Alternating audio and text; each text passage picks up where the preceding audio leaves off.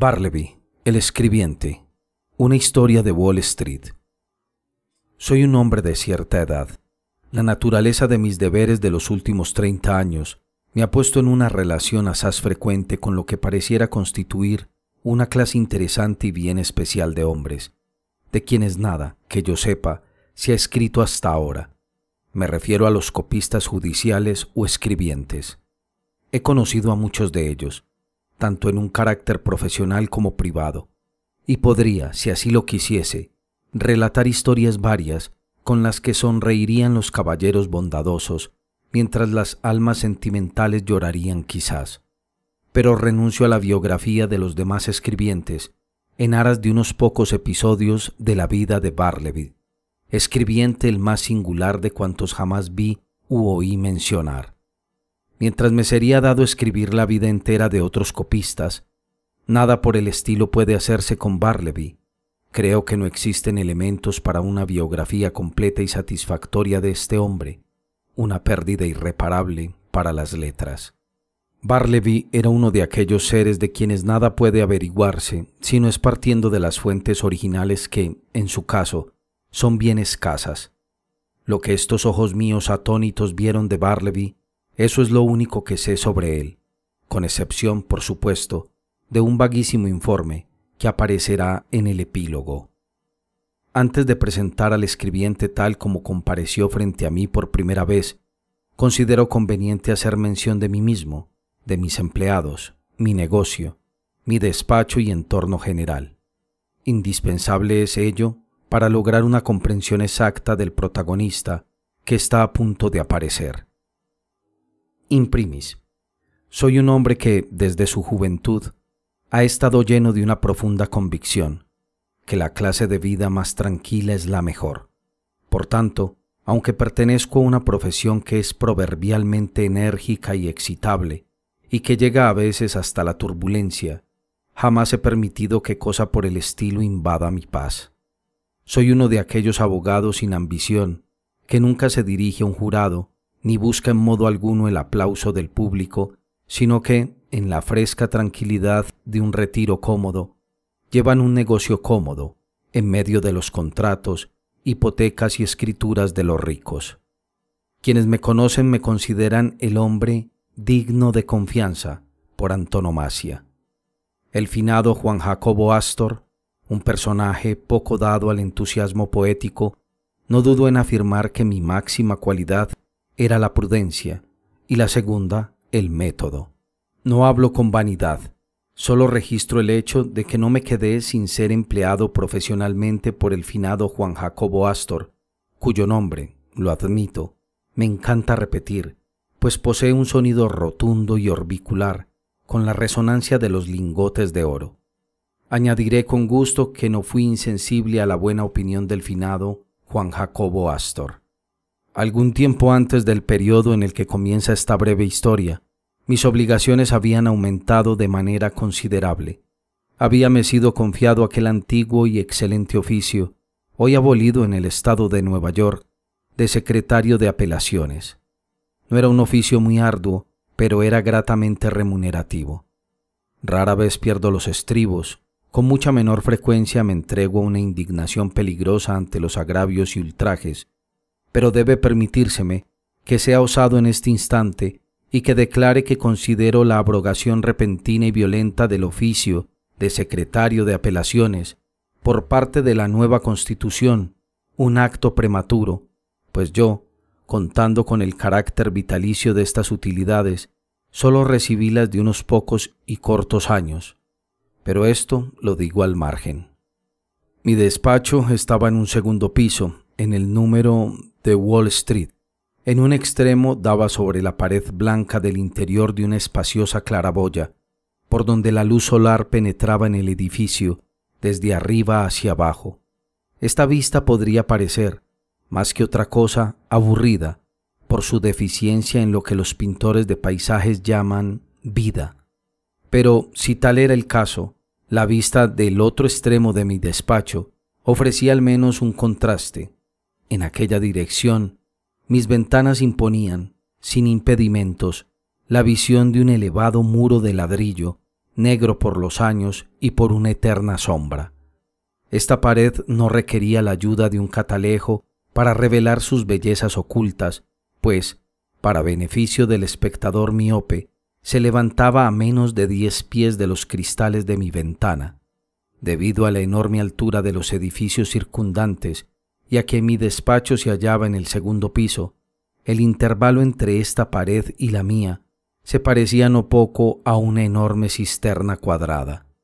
En el periodo inmediatamente anterior a la llegada de Bartleby, tenía 2 personas a quienes empleaba como copistas, además de un joven promisorio que hacía de mandadero. Primero, pavo, luego pinzas, en tercer lugar, jengibre. Parecerán tal vez nombres sin par en el directorio. En realidad eran apodos que mis 3 dependientes se habían dado mutuamente y que, según se creía, expresaban sus respectivas personalidades o caracteres. Pavo era un inglés bajito, gordo y abotagado, más o menos de mi edad, es decir, no estaba lejos de los 60. Diríase que, por las mañanas, su cara tenía una apariencia ligeramente encarnada, pero que, pasada las 12 meridiano, su hora de almuerzo, brillaba cual parrilla llena de carbones navideños y seguía brillando, aunque ya con una mengua gradual, hasta más o menos las 6 p.m., hora después de la cual no volví a ver al poseedor de aquel rostro que, alcanzando su meridiano junto con el sol, parecía ponerse con él, para surgir, culminar y declinar al día siguiente con la misma regularidad y con un fulgor idéntico. Hay muchas coincidencias curiosas que he conocido a lo largo de mi vida, entre las que no fue la última el hecho de que, precisamente cuando Pavo exhibía los más intensos rayos de su semblante rojo y radiante, justamente entonces, en ese instante crítico, comenzaba el periodo cotidiano en el que, según mi opinión, sus capacidades en el desempeño de sus ocupaciones quedaban seriamente perturbadas para el resto de las 24 horas. No es que en aquel momento se quedara del todo ocioso o que fuera remiso en sus tareas, lejos de ello. La dificultad consistía en su propensión a ser demasiado enérgico. Tenía una actividad de una extraña, agitada, excitada y volátil precipitud. Era descuidado al hundir la pluma en el tintero. Todos los borrones en mis documentos se producían después de las 12 meridiano. Más aún, no solo se volvía atolondrado y tenía una inclinación lastimosa a hacer borrones por la tarde, sino que algunos días iba más allá, volviéndose bullicioso. En tales ocasiones, además, su rostro se inflamaba de manera más deslumbrante, como si se hubiera amontonado carbón de bujía sobre antracita. Hacía un ruido desagradable con la silla, derramaba la arena secante. Al reparar sus plumas, las partía en pedazos con impaciencia y las tiraba sobre el piso en un repentino ataque de enardecimiento. Se ponía de pie y se inclinaba sobre la mesa, dándoles golpes a sus papeles de modo bien indecoroso, lo que daba tristeza contemplar en un hombre mayor como él. A pesar de todo, dado que de muchas maneras era un hombre valioso para mí, además de que, durante el tiempo transcurrido, antes de las 12 meridiano, era la criatura más rápida y firme, que lograba realizar una gran cantidad de trabajo con un estilo que no era fácil de igualar, estaba dispuesto, por todas estas razones, a pasar por alto sus excentricidades, aunque, ciertamente, en ocasiones lo reconveniera. Lo hacía de manera muy suave, porque con todo y ser el más culto, más aún, el más suave y reverente de los hombres por la mañana, en la tarde tenía la inclinación, cuando lo provocaban, a ser un tanto irreflexivo con la lengua, y aún insolente. Ahora bien, valorando sus servicios matutinos como yo lo hacía, y resuelto a no perderlos, sintiéndome a la vez incómodo por sus procederes calenturientos después de las 12 del día, y siendo un hombre de paz que no estaba dispuesto a provocar réplicas impropias suyas, me propuse, un sábado a mediodía, siempre estaba peor los sábados, insinuarle, con mucha amabilidad, que tal vez ahora, cuando estaba envejeciendo, podría resultar conveniente que abreviara sus labores. En pocas palabras, no era preciso que viniera a mi despacho después de las 12. Antes bien, terminada la comida, lo más indicado sería irse a casa, a sus aposentos, y descansar hasta la hora del té. Pero no, insistió en sus devociones postprandianas. El semblante se le puso intolerablemente ardiente, mientras me aseguraba, con tono oratorio, gesticulando entretanto con una regla larga en dirección al otro lado del cuarto, que si los servicios suyos eran útiles en la mañana, cuán útiles no habrían de resultar entonces en la tarde. Respetuosamente le digo, señor, dijo Pavo en aquella ocasión, que me considero su mano derecha. En la mañana me contento con hacer formar a mis columnas para luego desplegarlas, pero en la tarde me pongo a su cabeza y con valor avanzo sobre el enemigo. ¡Ah, sí! Y lanzó una violenta estocada con la regla. Pero los borrones, Pavo, insinué yo. Verdad es, pero respetuosamente, señor, contemple estas canas. Me estoy envejeciendo. Ciertamente, señor, un borrón o dos en una tarde cálida no se le van a echar en cara con mucha severidad a mis cabellos blancos. La vejez, aunque manche el papel, es honrosa. Con respeto, señor, ambos estamos envejeciendo. Imposible era resistir a este recurso al compañerismo. De todos modos, veía que él no pensaba marcharse. Decidí, entonces, permitir que se quedara, determinando, no obstante, procurar que durante la tarde se encargara de los papeles menos importantes. Pinzas, el segundo de mi lista, era un joven de bigote, pálido y con el aspecto general de un pirata que había cumplido los 5 lustros. Siempre lo consideré víctima de 2 poderes maléficos, la ambición y la indigestión. La ambición se manifestaba en cierta impaciencia ante los deberes de un mero copista y en una injustificable usurpación de asuntos estrictamente profesionales, tales como la preparación de documentos legales.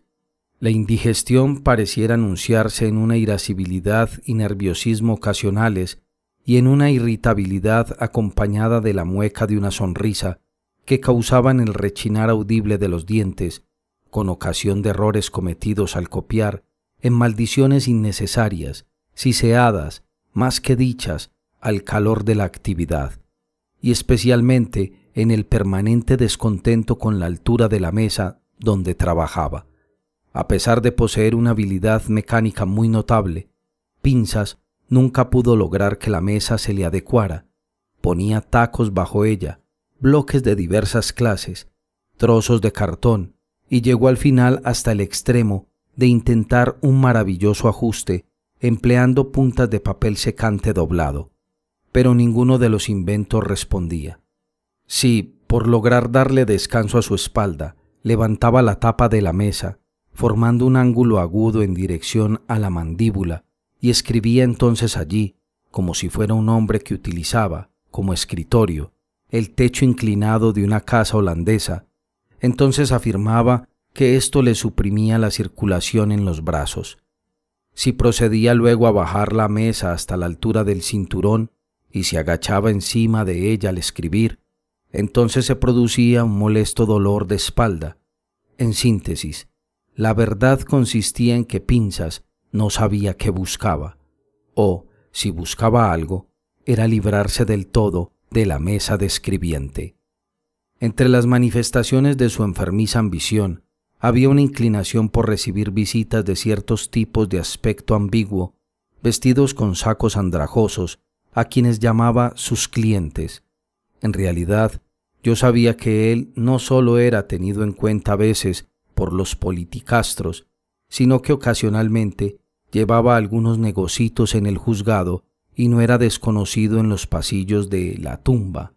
Sin embargo, tengo buenas razones para creer que un individuo que lo visitó en mi bufete, a quien, con aire de superioridad, llamaba insistentemente su cliente, no era otra cosa que un cobrador, mientras la supuesta escritura era una cuenta. Pero, a pesar de todas sus fallas y de las incomodidades que me causaba, Pinzas, como su paisano Pavo, era muy útil para mí.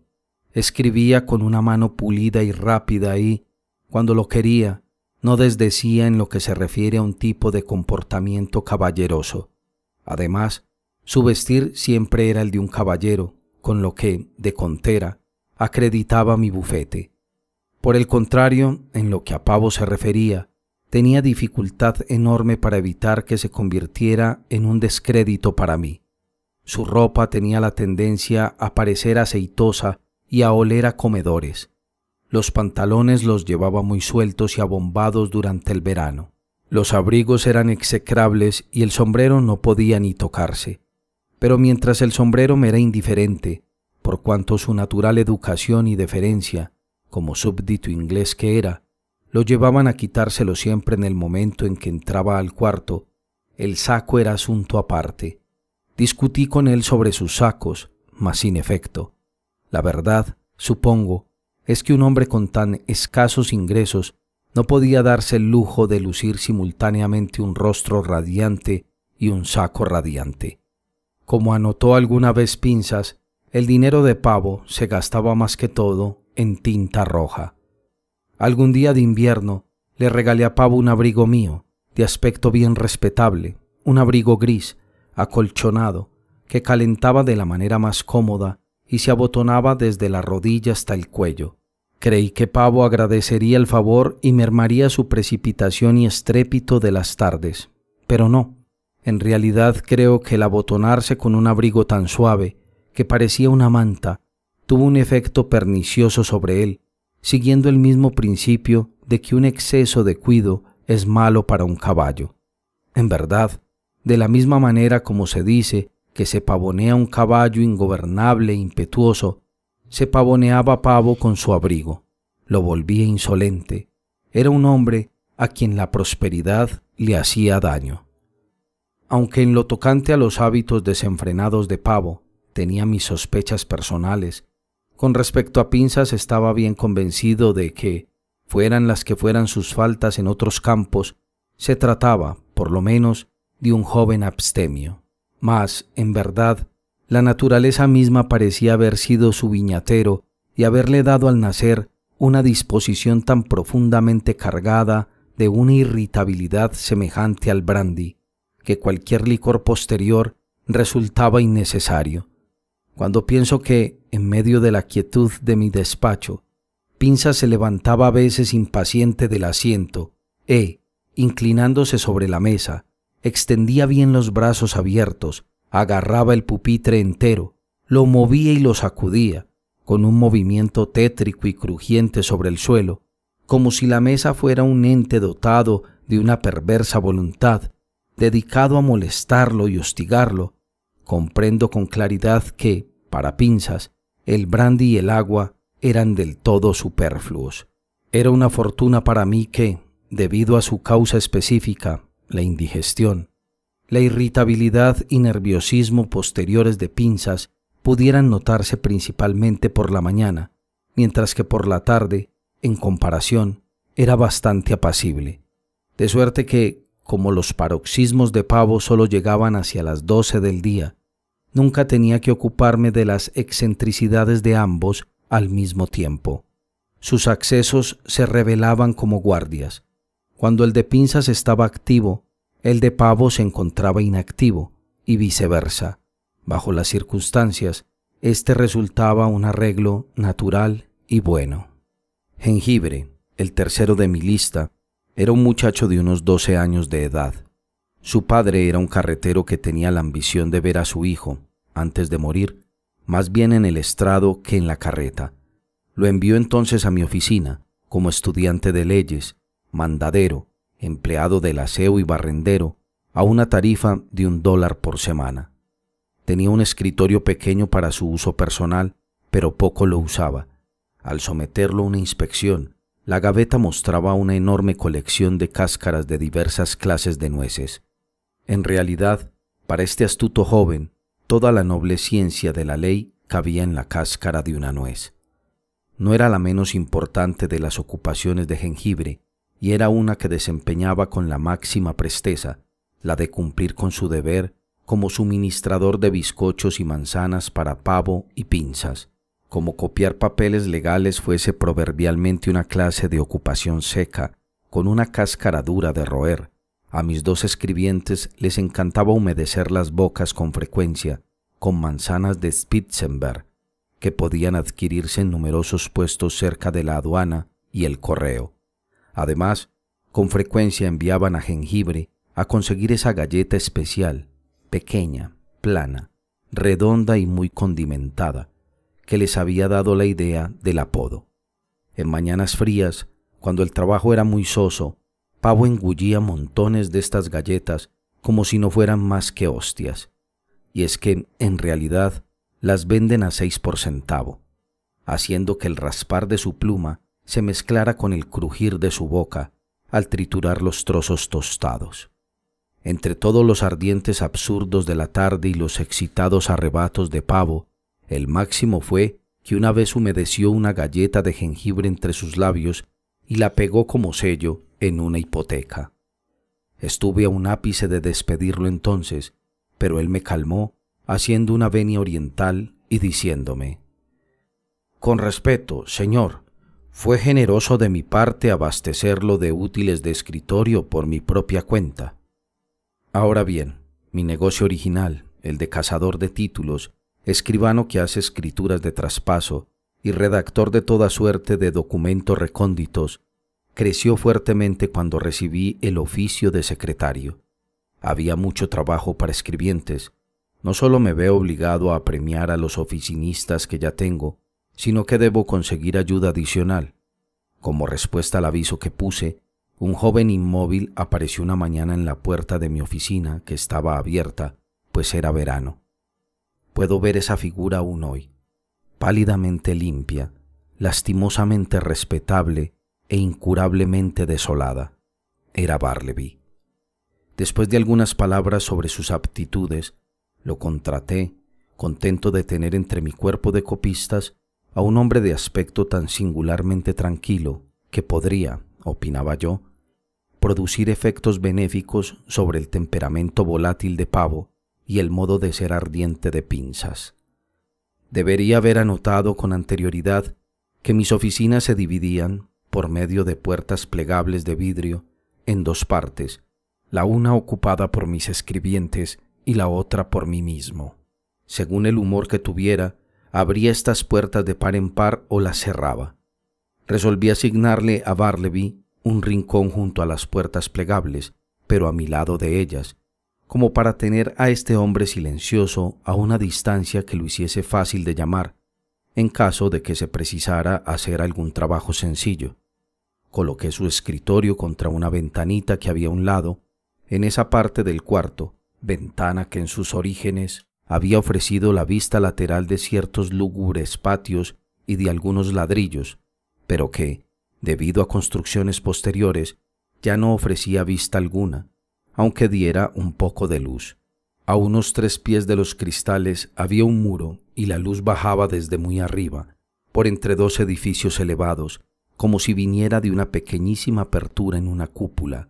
Buscando aproximarme mejor a un arreglo satisfactorio, conseguí una mampara verde y alta que pudiera apartar a Bartleby por completo de mi vista, sin alejarlo de mi voz, y así, de cierta manera, se combinaban el aislamiento con la compañía.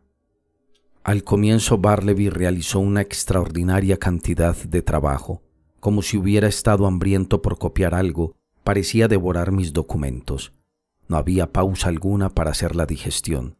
Trabajaba de día y de noche, copiando a la luz del sol y a la del candil. Yo me habría sentido muy contento de su dedicación si tal industriosidad hubiera sido alegre, pero seguía escribiendo en silencio, pálida y mecánicamente. Es claro que una parte indispensable del oficio de escribiente consiste en verificar la precisión de la copia que hizo, palabra por palabra. Cuando hay 2 o más escribientes en una oficina, se ayudan mutuamente en este examen, leyendo el uno la copia mientras el otro tiene el original. es un asunto soso, fatigante y letargoso. Comprendo con facilidad que, para ciertos temperamentos sanguíneos, resultaría del todo intolerable. Por ejemplo, no puedo pensar que el fogoso poeta Byron se hubiera sentado contento con Bartleby a examinar un documento legal de, digamos, 500 páginas, escrito en una caligrafía apretada. De vez en cuando, debido a la prisa de los negocios, había tenido la costumbre de ayudar yo mismo en la comparación de algún documento breve, llamando a pavo o a pinzas con este fin. Uno de los objetivos que perseguía el colocar a Bartleby tan a la mano mía, detrás de la mampara, había sido poder valerme de sus servicios en estas ocasiones tan poco importantes. Creo que fue durante el tercer día de su permanencia conmigo y antes de que hubiese surgido alguna necesidad de examinar sus propios escritos, cuando, muy urgido por terminar un asunto de poca monta que llevaba entre manos, de repente llamé a Bartleby. En mi prisa y en mi natural expectativa por encontrar una sumisión instantánea, me senté, con la cabeza inclinada sobre el original que había encima de mi escritorio, con la mano derecha hacia un lado, extendida, agarrando la copia de modo un tanto nervioso, de suerte que, tan pronto como saliera de su aislamiento, Bartleby pudiera arrancármela y proseguir su oficio sin la más mínima tardanza. En esta mismísima actitud estaba cuando lo llamé, diciéndole rápidamente lo que pretendía que hiciese, a saber, que examinara conmigo un trabajito. Y en mi sorpresa, o mejor, mi consternación, cuando, sin salir de su retiro, Bartleby, con voz singularmente suave y firme, respondió: «Preferiría no hacerlo». Sentado, esperé un rato en total silencio, recobrando mis aturdidas facultades. De inmediato se me ocurrió que mis oídos me habían engañado o que Bartleby había interpretado totalmente al revés el significado de lo dicho por mí. Repetí mi solicitud con el tono más claro que podía asumir, pero, con tono igualmente claro, vino la respuesta anterior. «Preferiría no hacerlo». «¿Preferiría no hacerlo?», le hice eco, levantándome muy ofuscado y cruzando la pieza de una zancada. «¿Qué quiere usted decir? ¿Se enloqueció? Quiero que me ayude a comparar esta hoja. Tómela». Y se la tiré. «Preferiría no hacerlo», dijo. Lo miré fijamente. Su rostro era fino y tranquilo, el ojo gris, débilmente sereno. Ninguna señal de agitación lo surcaba. Si hubiera habido la más mínima inquietud, ira, impaciencia o impertinencia en su actitud, en otras palabras, si hubiese habido algo ordinariamente humano en él, sin duda que lo habría despedido con violencia de mi establecimiento. Pero, como estaban las cosas, con mayor facilidad habría pensado en echar a la calle mi pálido busto en yeso de Cicerón. Me quedé mirándolo con asombro un rato, mientras él siguió escribiendo, y me senté luego en mi escritorio. Esto es bien raro, pensé. ¿Qué será mejor hacer? Pero mis negocios me urgían. Opté por olvidar el asunto por el momento, dejándolo para un rato libre posterior.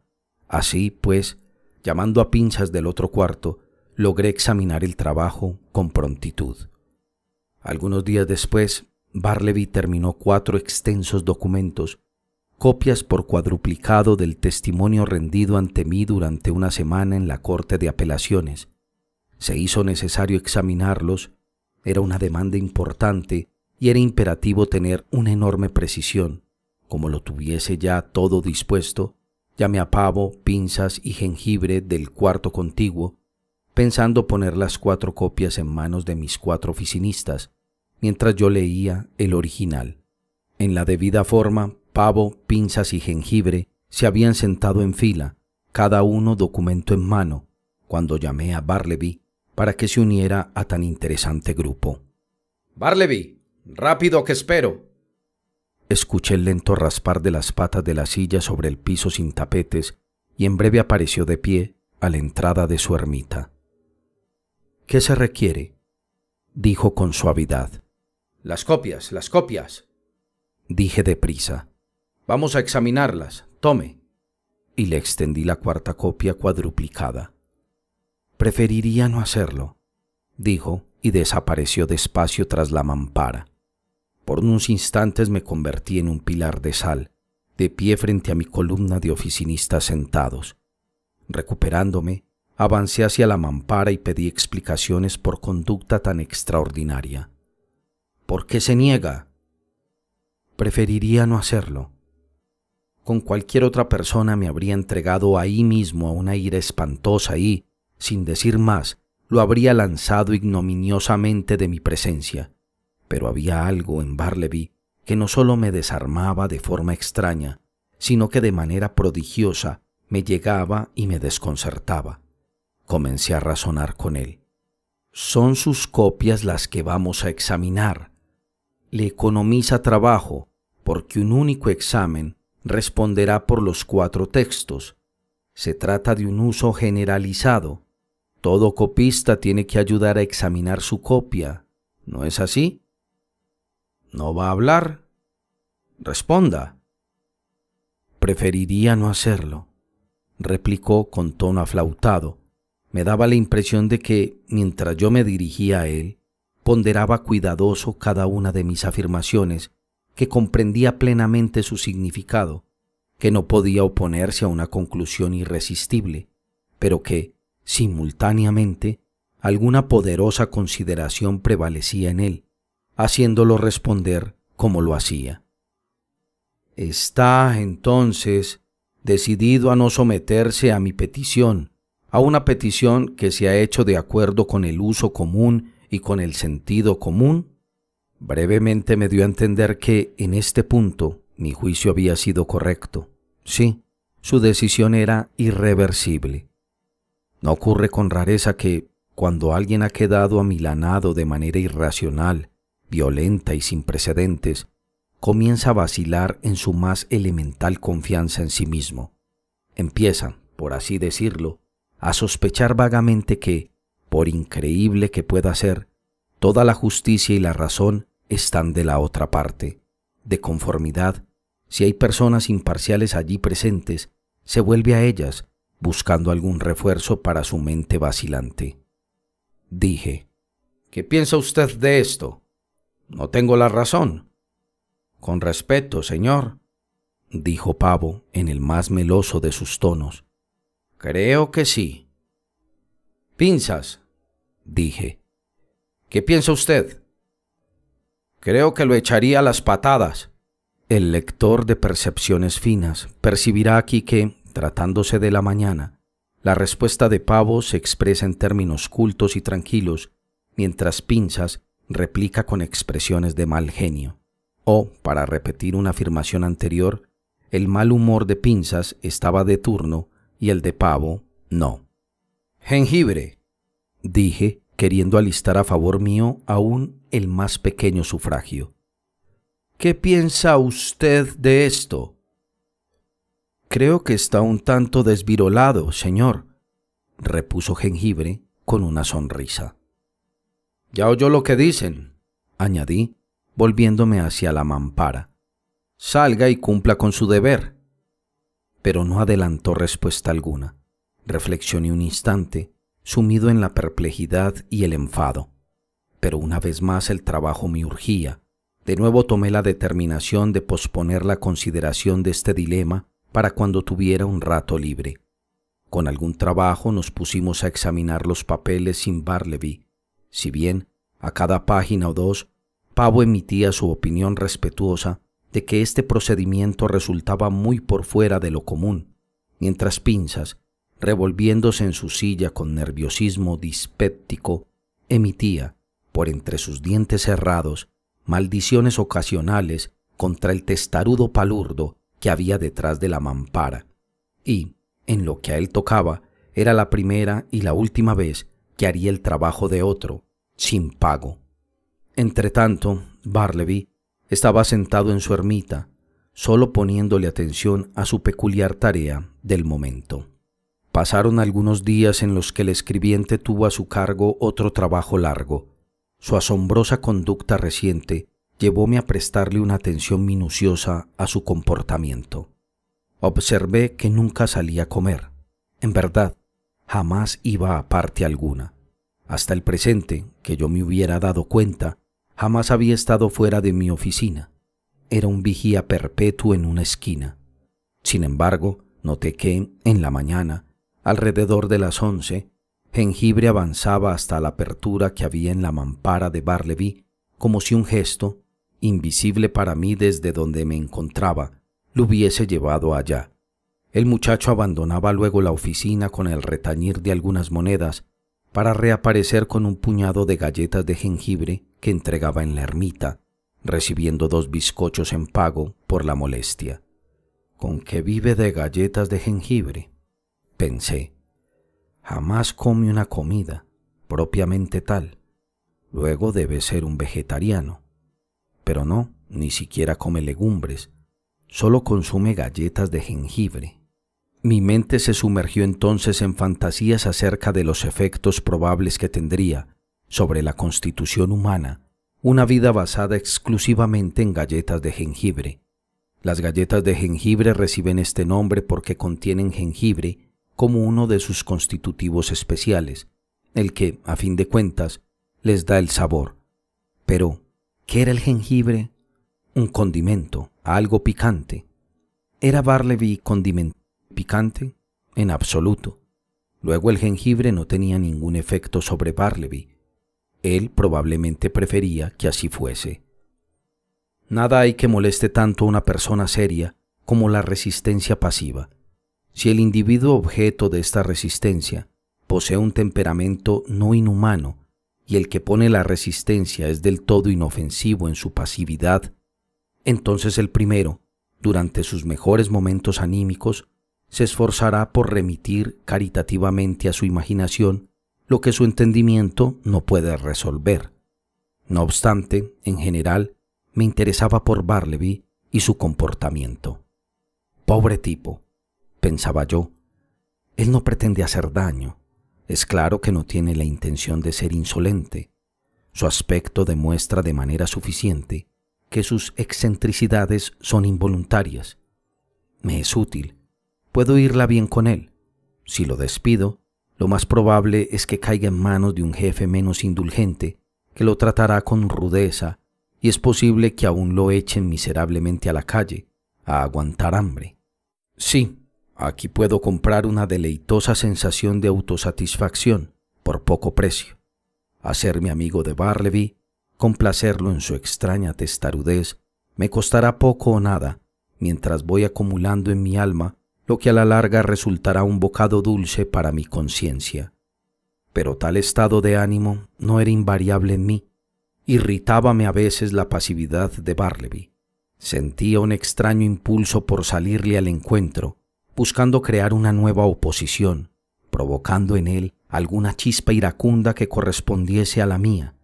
Pero en realidad me habría dado mejor resultado intentar encender fuego frotando los nudillos de mi mano contra una barra de jabón de Windsor. Mas hubo una tarde en la que el impulso maléfico que había en mí me dominó, dando lugar a la siguiente escena. Bartleby, dije, cuando haya terminado de copiar todos esos papeles, los compararé con usted. Preferiría no hacerlo. ¿Cómo así? Seguramente no pretende persistir con la terquedad de una mula en su capricho. No hubo respuesta. De un golpe, abrí de par en par las puertas plegables y, dirigiéndome a Pavo y a pinzas, exclamé: por segunda vez Bartleby dice que no examinará sus papeles. ¿Qué opina, Pavo? Téngase presente que eran las horas de la tarde. Sentado, Pavo brillaba cual marmita de bronce, su cabeza humeante, sus manos revolcando papeles emborronados. ¿Qué opino?, vociferó Pavo. Creo que voy a pasar al otro lado de esa mampara para ponerle un ojo morado.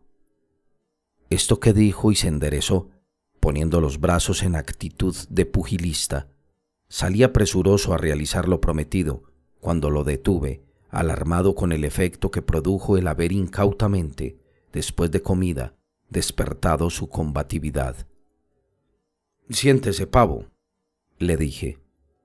y escuche lo que Pinzas tiene que decir. ¿Qué opina Pinzas? ¿No sería justo yo si despidiese a Barleby en forma inmediata? Perdóneme, pero eso le toca a usted decidirlo, señor. Considero su conducta por lo demás extraña y ciertamente injusta en lo que respecta a Pavo y a mí. Mas podría tratarse solo de un capricho pasajero. «Ah», exclamé, «con que usted curiosamente ha cambiado de opinión. Habla de él ahora con mucha benignidad». «Pura cerveza», gritó Pavo. «La benignidad es efecto de la cerveza. Pinzas y yo almorzamos juntos hoy. Usted puede ver cómo soy de benigno yo, señor. Regreso y le pongo morados los ojos». «Supongo que se refiere a Barleby». «No, hoy no, Pavo», repliqué. «Por favor, baje los puños». Cerré las puertas y avancé otra vez hacia Barleby. Nuevos incentivos sentía que me echaban en manos del destino. Ardí en deseos de encontrar otra vez a alguien que se rebelara contra mí. Recordé entonces que Barleby jamás salía de la oficina. «Barleby», dije, «jengibre no está. Vaya a la oficina de correos». «¿Sí?» Solo quedaba 3 minutos a pie. «Y averigüe si hay algo para mí». «Preferiría no hacerlo». «¿No quiere?» «Prefiero no hacerlo». Me arrastré hasta mi escritorio y me senté, sumido en la meditación. Regresó mi ciego e inveterado hábito. ¿Qué otra cosa había con la que pudiera lograr el rechazo ignominioso de esta criatura cenceña, pobretona, de este oficinista contratado por mí? ¿Qué otra cosa perfectamente razonable puedo encontrar que él con certeza se negará a hacer? «Barleby». No hubo respuesta. «Barleby», en voz más alta. No hubo respuesta. «Barleby», vociferé, como un puro espanto, siguiendo las leyes de la invocación mágica. Al tercer conjuro apareció en la puerta de su ermita. «Vaya a la otra pieza y dígale a Pinzas que venga donde mí». «Prefiero no hacerlo», dijo de modo lento y respetuoso y desapareció mansamente. «Muy bien, Barleby», dije con un cierto tono serenamente severo y aplomado, que anunciaba el propósito inalterable de alguna terrible represalia, ya muy próxima. En aquel momento yo casi quería hacer algo por el estilo, pero, mirándolo bien, como ya se aproximaba la hora de la cena, consideré que sería mejor ponerme el sombrero, dar por concluido el día e irme caminando a casa, sufriendo por mi perplejidad y congoja interiores. ¿Deberé reconocerlo? La conclusión de todo este asunto fue que pronto llegó a ser un hecho sabido en mi despacho que un escribiente pálido y joven llamado Barleby tenía allí un escritorio que copiaba para mí con la tarifa normal de 4 centavos por folio, de 100 palabras, pero que estaba exento en forma permanente de examinar el trabajo que él mismo hacía, habiendo sido transferida esta labor a Pavo y Pinzas, sin duda alguna en consideración a su superior agudeza, más aún que el dicho Barleby jamás, por ninguna razón, había de ser enviado ni a la más trivial de las diligencias y que, aun cuando se le rogara que se encargara de una, generalmente se suponía que él preferiría no hacerlo, o, dicho en otras palabras, que se negaría simple y llanamente. A medida que pasaban los días, me fui reconciliando con Barleby. Su constancia, la carencia de toda disipación, la laboriosidad incesante, con excepción de cuando decidía sumergirse en un largo arrobamiento tras su mampara, su gran silencio, lo inalterable de su porte en todas las circunstancias, hacían de él una valiosa adquisición. Un asunto capital era este. Siempre estaba allí. Era el primero por la mañana, estaba permanentemente allí durante el día y era el último por la noche. Tenía una confianza especial en su honradez. Consideraba que mis papeles más preciosos estaban del todo seguros en sus manos. A veces, ciertamente, no era posible, por el alma mía, evitar caer en ataques espasmódicos de ira contra él, porque era demasiado difícil recordar siempre aquellas extrañas peculiaridades, privilegios y exenciones inauditas que constituían las estipulaciones tácitas de parte de Bartleby, bajo las que permanecía en mi oficina. De vez en cuando, con el ávido interés por despachar asuntos urgentes, inadvertidamente llamaba a Bartleby, con órdenes cortas y rápidas, para que, por ejemplo, pusiera el dedo sobre el nudo incipiente de un trozo de cinta roja con la que comprimía yo unos papeles en el momento. Por supuesto, desde más allá de la mampara salía con seguridad el acostumbrado «prefiero no hacerlo». Y en tales casos, ¿cómo podía una criatura humana, con las flaquezas de nuestra naturaleza, no protestar ante tal contumacia, tal irracionalidad? Sin embargo, lo que lograba cada uno de los nuevos rechazos recibidos era a lo sumo que disminuyera en mí la probabilidad de repetir mi descuido. En este momento hay que decir que, según la costumbre de la mayoría de los hombres de leyes que ocupan despachos en edificios de abogados densamente poblados, había varias llaves de mi puerta. Una estaba en manos de una mujer que vivía en el ático y que semanalmente cepillaba el piso y diariamente barría y desempolvaba mi apartamento. Otra la guardaba Pavo, por conveniencia. La tercera la llevaba yo, a veces en mi propio bolsillo. Ignoraba quién tenía la cuarta. Ahora bien, resulta que un domingo por la mañana fui a la iglesia de la Trinidad a oír a un célebre predicador y, por encontrarme más bien temprano por esos lados, pensé que, en ese rato, daría una caminata hasta mi despacho. Por fortuna llevaba las llaves, mas, al intentar introducirla en la chapa, encontré que algo se le oponía desde el interior. Bastante sorprendido, llamé, hasta que, para consternación mía, sentí que una llave daba vueltas desde dentro. Luego, echándome encima su rostro enjuto, mientras tenía la puerta abierta, apareció la visión de Bartleby, en mangas de camisa y, por lo demás, en un deshabillé extrañamente desarrapado, diciendo serenamente que lo sentía, pero que estaba profundamente ocupado entonces y que preferiría no recibirme en el momento. Con una o dos palabras breves, añadió que tal vez lo mejor sería que le diera 2 o 3 vueltas a la manzana y que, para entonces, probablemente habría concluido sus asuntos. Pues bien, la aparición totalmente inesperada de Bartleby como habitante de mi bufete un domingo por la mañana, con su imperturbabilidad macilenta y caballerosa, aunque firme y dueña de sí, tuvieron un efecto tan extraño sobre mí que, sin demora, me escabullí de mi propia puerta e hice lo que él quería, pero no sin sufrir varias punzadas de rebelión impotente ante la mansa desfachatez de este escribiente misterioso.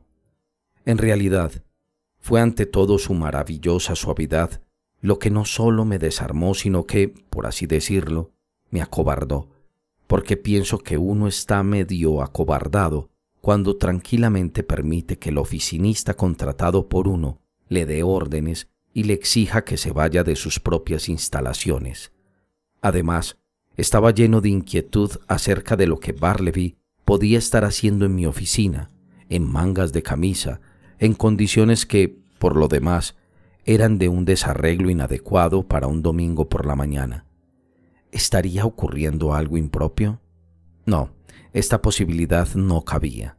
No podía pensarse ni por un momento que Bartleby fuese una persona inmoral. Pero, ¿qué podía estar haciendo allí? ¿Copiando? Una vez más, no. Fuesen cuales fuesen sus excentricidades, Bartleby era una persona eminentemente decorosa. Sería el último en sentarse a su escritorio en cualquier estado cercano a la desnudez. Además, era domingo y había algo en Bartleby que prohibía suponer que violaría la santidad del día con ocupación profana alguna. Sin embargo, mi mente no estaba tranquila y, lleno de una inquieta curiosidad, regresé por fin a la puerta. Sin obstrucción alguna introduje la llave, abrí y entré. Bartleby no se veía en ninguna parte.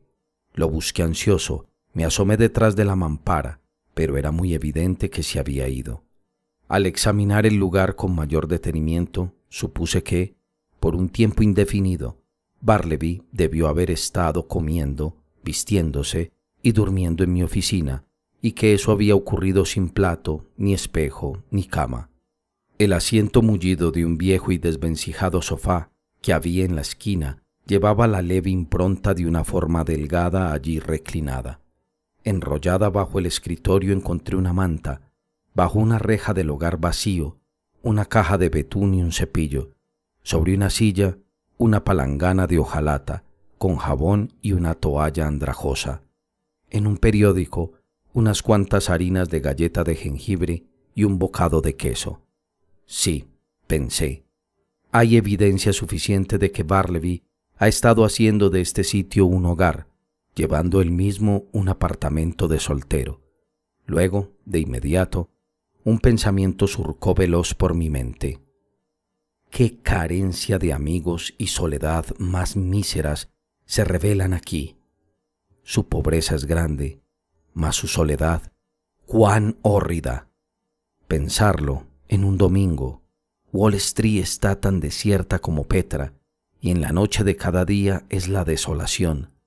También este edificio, que durante el día bulle de actividad y vida, al anochecer produce ecos de puro desocupado, y todo el domingo se encuentra abandonado. Y aquí encuentra Bartleby su hogar, espectador único de una soledad que él mismo ha visto llena de gente, como un Mario inocente y transfigurado que rumia amargamente entre las ruinas de Cartago. Por primera vez en mi vida, una aguda y sobrecogedora melancolía se apoderó de mí. Hasta entonces jamás había experimentado algo distinto a una tristeza que no era desagradable. El vínculo de una humanidad común me conducía de modo irresistible a una oscura tristeza, una melancolía fraternal, porque tanto Bartleby como yo éramos hijos de Adán.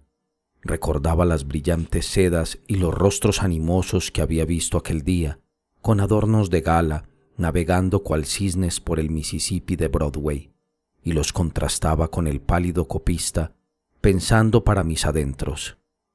Ah, la felicidad corteja la luz, por lo que opinamos que el mundo es alegre, mas la miseria se esconde lejos, por lo que opinamos que la miseria no existe. Estas tristes divagaciones, de seguro quimeras de una mente enferma y tonta, conducían a otros pensamientos más específicos sobre las excentricidades de Bartleby. Me sobrevolaban pensamientos de extrañas revelaciones. La forma pálida del copista aparecía ante mí, yacente, en medio de individuos extraños, a quienes él nada les importaba en la mortaja trémula que lo envolvía. Sentíme de repente atraído por el escritorio cerrado de Bartleby, con la llave a la vista, que había sido dejada en la cerradura. No tengo intenciones malévolas, ni busco la gratificación de alguna curiosidad malsana, pensé. Además, el escritorio es mío, y también lo es su contenido, por lo que voy a animarme a ver su interior. Todo estaba arreglado de manera metódica, los papeles colocados con orden. Los casilleros eran profundos y, después de remover los archivos donde estaban los documentos, busqué, tentando, en sus rincones. De pronto sentí que había algo allí y lo halé. Era un viejo y enorme pañuelo de colores, pesado y anudado. Lo abrí y comprendí que era una alcancía. Recordé entonces todos los misterios silenciosos que había observado en aquel hombre. Acordéme que jamás hablaba si no era para responder, que, aunque hubiese intervalos que le dejaban mucho tiempo para sí mismo, nunca, sin embargo, lo había visto leer. No, ni siquiera un periódico, que durante largo rato se quedaba, de pie, mirando hacia afuera, por la pálida ventana que había tras su mampara, con la mirada sobre el paredón, que yo tenía prácticamente la certeza de que jamás visitaba refectorio o comedor alguno, mientras su pálida cara indicaba con claridad que nunca bebía cerveza, como pavo, y ni siquiera té o café, como los demás hombres, que nunca iba a lugar especial alguno del que yo pudiera enterarme, que nunca salía a dar un paseo, a no ser, por supuesto, que en este momento lo estuviese haciendo, que se había negado a decir quién era, de dónde venía, si tenía algún pariente en el mundo, que, a pesar de lo delgado y pálido, jamás se quejaba de mala salud, y acordábame más que todo de ese cierto aire inconsciente de una pálida, ¿cómo la llamaré?, de una pálida altivez, digamos, o más bien de una austera reserva en torno a sí mismo, que me había ciertamente llevado, con temor reverencial, a la sumisa condescendencia mía para con sus excentricidades, cuando temía pedirle que hiciera las más pequeñas e intrascendentes cosas por mí, aun a sabiendas de que, debido a su bien prolongada inmovilidad, estaría con seguridad en ese momento de pie detrás de la mampara, en uno de aquellos arrobamientos suyos frente al paredón. Dándoles vuelta a todas estas cosas y uniéndolas al hecho, recientemente descubierto, de que había convertido mi oficina en su lugar de habitación constante, su hogar, y sin olvidar su melancolía enfermiza, dándoles, pues, vuelta a todos estos asuntos, un sentimiento prudente comenzó a adueñarse de mí. Mis primeras emociones habían consistido en la pura melancolía y la más sincera compasión, pero en la misma proporción en que el abandono de Bartleby se acrecentaba más y más en mi imaginación, aquella misma melancolía se iba convirtiendo en temor y la compasión en repulsión. Bien verdadero es, y bien terrible también, que, hasta cierto punto, el pensamiento o la contemplación de la miseria despiertan nuestros mejores afectos, pero hay casos especiales más allá de los cuales esto deja de ocurrir. Se equivocan quienes quisieran afirmar que tal hecho se debe, de modo invariable, al egoísmo inherente al corazón humano. Procede más bien de una cierta desesperanza de poder remediar un mal orgánico y excesivo. Para un ser sensible, la piedad no raras veces se convierte en dolor, y cuando por fin se percibe que esta piedad no puede conducir a un socorro eficaz, el sentido común le pide al alma que se libre de ella. Lo que vi aquella mañana me persuadió de que el escribiente era víctima de un desorden innato e incurable. Podría darle limosna a su cuerpo, mas el cuerpo no le dolía, era su alma la que padecía, y a su alma no alcanzaba yo a llegar. No cumplí con el propósito de ir a la iglesia de la Trinidad aquella mañana. De alguna manera, las cosas que había visto me habían incapacitado por un tiempo para ir a la iglesia. Caminé a casa, pensando en lo que haría con Bartleby. Al fin resolví lo siguiente. A la mañana siguiente le propondría un cierto número de preguntas serenas en lo tocante a su historia, etc.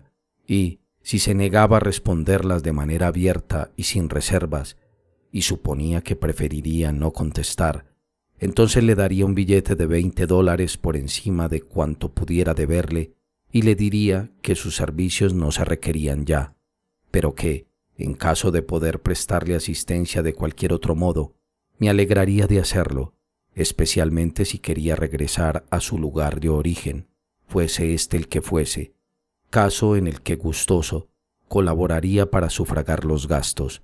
Más aún, si, después de llegar a casa, en algún momento se encontrase necesitado de ayuda, una carta suya recibiría respuesta con toda seguridad.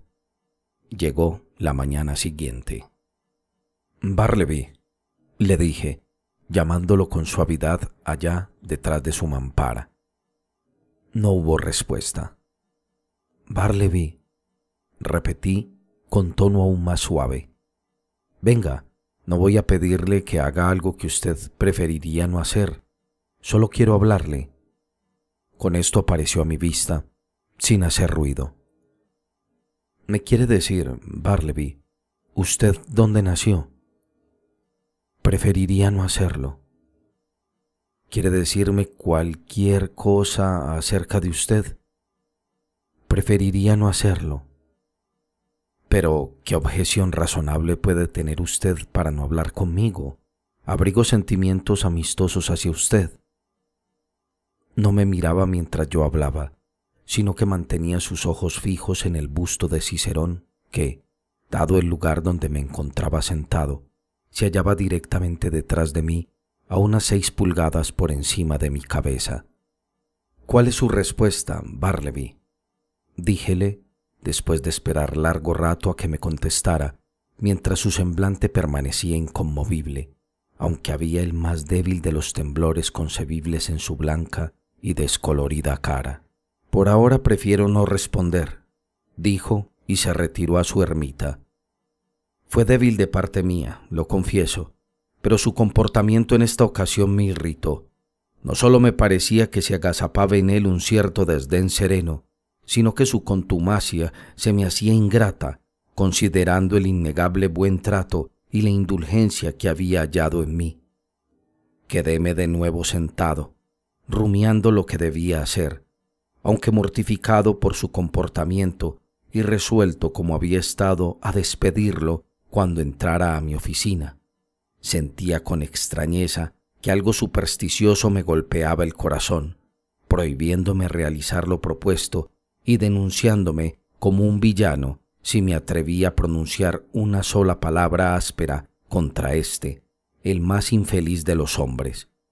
Por fin, pasando su mampara y acercando mi silla, en actitud familiar, me senté y le dije: Bartleby, no se preocupe entonces por revelarme su historia, pero déjeme suplicarle, como amigo, que cumpla lo mejor posible con las costumbres de esta oficina. Dígame ahora que mañana o pasado mañana me ayudará a examinar papeles. En suma, dígame que en 1 o 2 días comenzará a ser un poco razonable. Dígalo, Bartleby. De momento, preferiría no ser un poco razonable, fue su respuesta suave y cadavérica. En ese momento se abrieron las puertas plegables y Pinza se acercó. Parecía padecer las consecuencias de una noche especialmente mala, inducida por una indigestión más severa de lo normal. Escuchó las últimas palabras de Bartleby. «Preferiría no, masculló Pinzas. «Yo lo preferiría a él.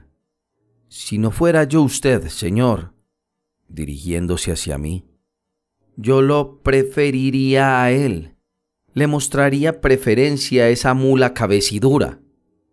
¿Qué es, le ruego, señor, lo que él prefiere no hacer ahora?»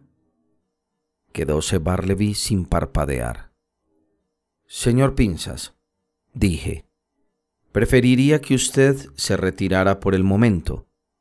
De alguna manera, en tiempos recientes había adquirido la costumbre de utilizar involuntariamente esta palabra, preferir, en toda clase de ocasiones que no eran del todo aptas, y temblaba al pensar que mi contacto con el escribiente ya me hubiese afectado gravemente en mi estado mental, y que otra aberración posterior y más profunda no podría aún producir.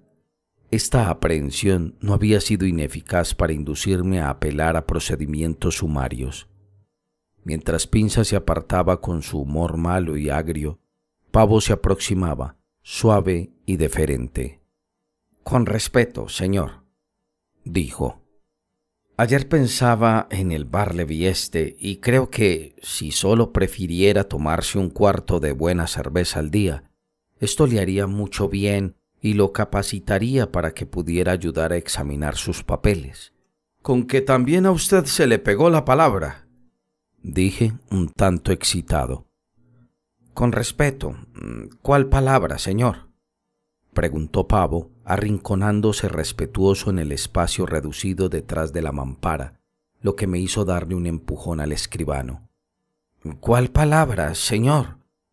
«Preferiría que me dejaran solo», dijo Bartleby, como ofendido por haber sido atropellado en su intimidad. «Esa es la palabra, Pavo», repuse. «Esa es». «Ah, preferir. Ah, sí, una rara palabra. Nunca la uso yo mismo.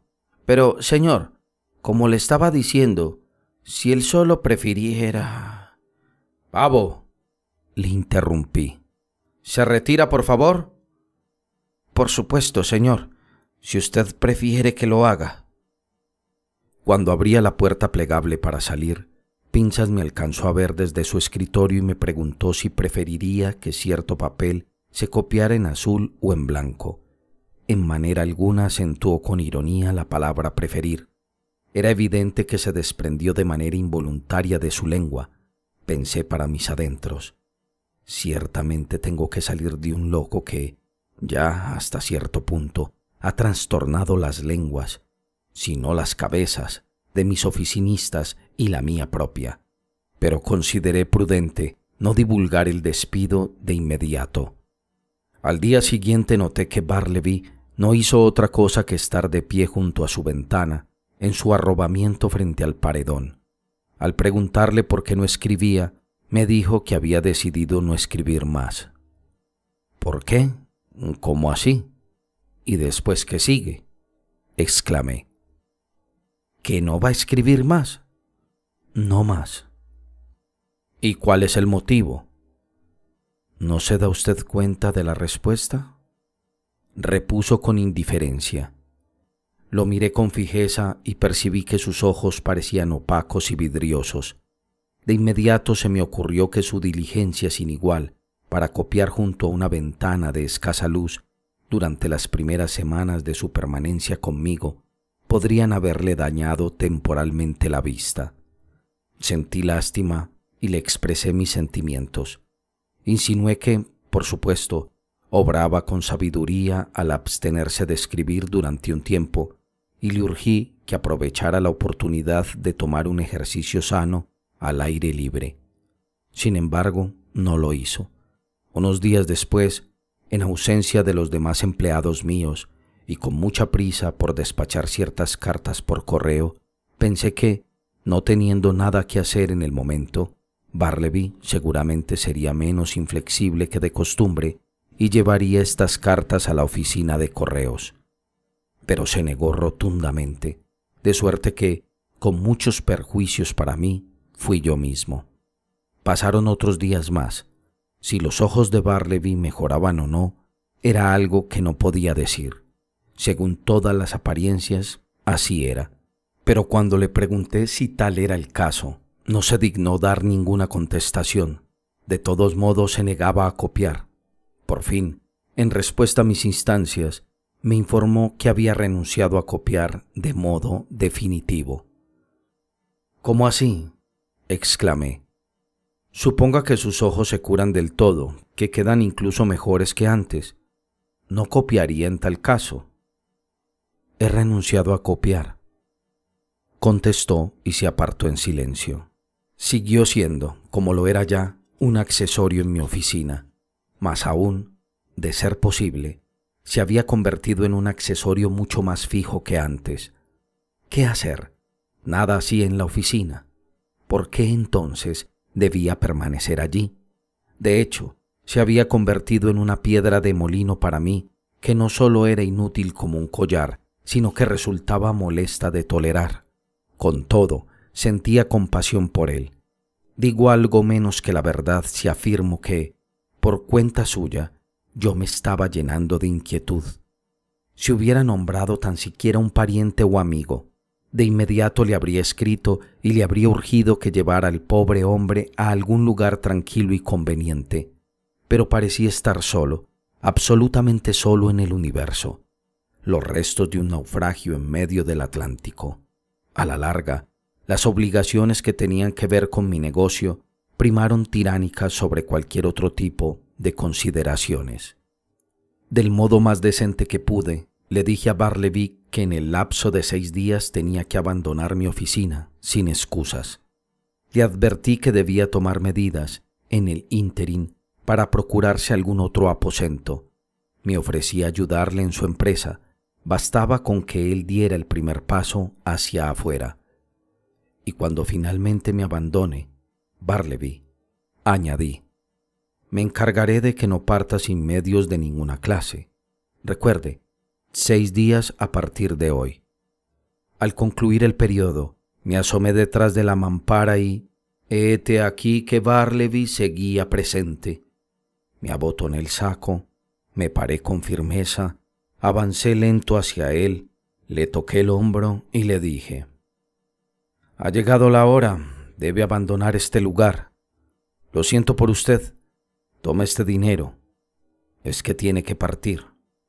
«Preferiría no hacerlo», replicó dándome aún la espalda.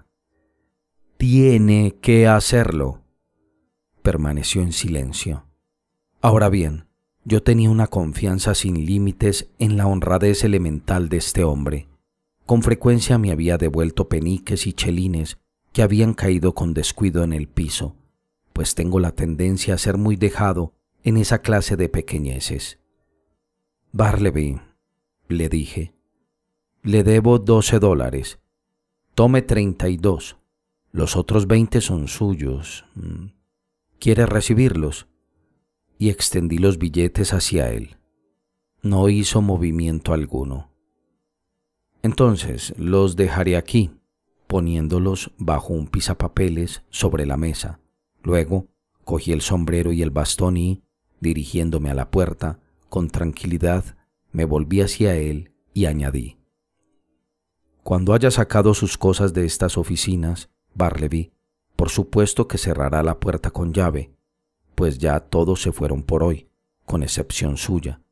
Y, por favor, deje la llave bajo el tapete para que yo pueda encontrarla por la mañana.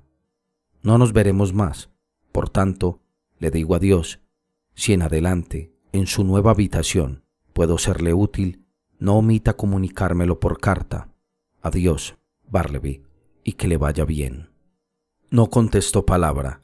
Como la última columna de algún templo en ruinas, se quedó de pie, mudo y solitario, en medio de un cuarto que, por lo demás, estaba desierto.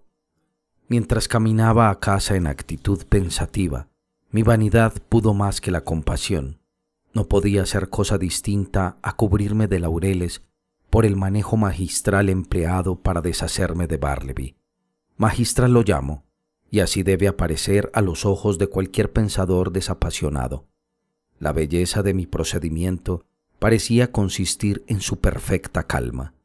No hubo insultos vulgares, ni bravata alguna, ni intimidación colérica, ni un ir y venir con grandes zancadas por el apartamento mientras escupía órdenes vehementes para que Barleby se largara con sus bártulos andrajosos.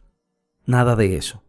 Sin pedirle a gritos a Barleby que partiera, como tal vez lo habría hecho un genio inferior, suponía que habría de partir y, basado en esa suposición, construí cuanto tenía que decir. Mientras más pensaba sobre mi proceder, tanto más encantado me encontraba con él. Sin embargo, a la mañana siguiente, al despertar, abrigaba mis dudas. Con el sueño, como que se habían despejado los humos de la vanidad. Una de las horas más serenas y lúcidas que tiene un hombre es la que sigue al despertar por la mañana. Mi proceder seguía pareciéndome tan sagaz como antes, pero solo en teoría. ¿Cómo habría de funcionar en la práctica? Ahí estaba el quid. Era un pensamiento realmente precioso haber supuesto que Barleby partiría, pero, en fin de cuentas, la suposición era solo mía y no de Barleby. El punto importante no era si yo había supuesto que él me abandonaría, sino si él preferiría hacerlo. Era él más un hombre de preferencias que de suposiciones. Después del desayuno, bajé por la calle, discutiendo las probabilidades a favor y en contra. Primero pensaba que resultaría un miserable fracaso y que Barleby estaría en mi oficina, vivito y coleando como de costumbre. Al momento parecía cierto que encontraría vacía su silla, y así continué pensando una cosa y la otra. Al llegar a la esquina de Broadway y la calle Canal, vi a un grupo de gente reunida, toda excitada, embebida en una muy seria conversación. «Apuesto a que no», dijo una voz en el momento en que yo pasaba. «¿A que no se va? Listo», dije yo. «Pongan su dinero». Estaba ya metiendo instintivamente la mano en el bolsillo para sacar el mío, cuando recordé que estábamos en día de elecciones. Las palabras que yo había alcanzado a oír no tenían referencia alguna a Bartleby, sino al éxito o fracaso de algún candidato a la alcaldía. En mi estado de ánimo obsesivo, había, por así decirlo, pensado que todo Broadway participaba de mi entusiasmo y debatía el mismo asunto conmigo. Proseguí, agradeciendo que la conmoción que había en la calle sirviera de sordina a mi distracción momentánea. Tal como lo había pretendido, llegué a la puerta de mi oficina más temprano que de costumbre. Me quedé parado escuchando un instante. Todo estaba en silencio. Debió partir. Ensayé a mover la perilla. La puerta estaba con llave. Sí, mi procedimiento había funcionado a la perfección. Seguramente había desaparecido. Mas un cierto grado de melancolía se mezclaba con esto. Casi que me pesaba haber tenido tan brillante éxito. Buscaba a tientas bajo el tapete de la puerta la llave que Bartleby debió dejarme, cuando una de mis rodillas golpeó accidentalmente la puerta, produciendo un ruido como de quien toca, al que le siguió, en respuesta, una voz desde adentro. «Aún no, estoy ocupado». Era Bartleby. Me fulminó un rayo. Por un momento me quedé como el hombre que, pipa en mano, fue muerto una tarde despejada hace ya tiempos en Virginia por un rayo de verano. Murió en la mismísima ventana suya y se quedó allí, recostado, en la lánguida tarde, hasta que alguien lo tocó y cayó al suelo. «No se ha ido», murmuré por fin, pero una vez más, obedeciéndole a aquella ascendencia prodigiosa que el inescrutable escribiente tenía sobre mí, ascendencia de la cual, a pesar de toda mi irritación, no podía escapar del todo, con lentitud bajé las escalas y salí a la calle, y mientras le daba la vuelta a la manzana, pensaba qué debía hacer luego ante tan inaudita perplejidad. Sacar al hombre con un físico lanzamiento no podía. Echarlo con palabras duras no era la solución. Llamar a la policía era una idea desagradable, mas dejar que disfrutara su fúnebre triunfo sobre mí era algo que tampoco podía aceptar. ¿Qué hacer?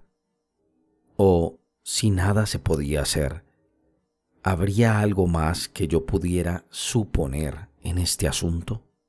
Sí, así como antes había supuesto, de manera prospectiva, que Bartleby partiría, de la misma manera ahora podría suponer, de modo retrospectivo, que, en efecto, había partido. En una concreción legítima de esta suposición, podría entrar a mi oficina con enorme prisa y, pretendiendo no ver a Bartleby en lo más mínimo, caminar derecho hacia él como si fuera aire. Tal proceder tendría un singular parecido a una estocada al corazón. Era apenas posible que Bartleby pudiera resistir una tal aplicación de la doctrina de las suposiciones, pero la reflexión me mostró que el éxito del plan parecía más bien dudoso, por lo que resolví discutir el asunto con él una vez más. «Bartleby», le dije, entrando a la oficina, con una expresión calmada y severa. «Estoy profundamente disgustado. Estoy afligido, Bartleby. Lo tenía en mejor concepto.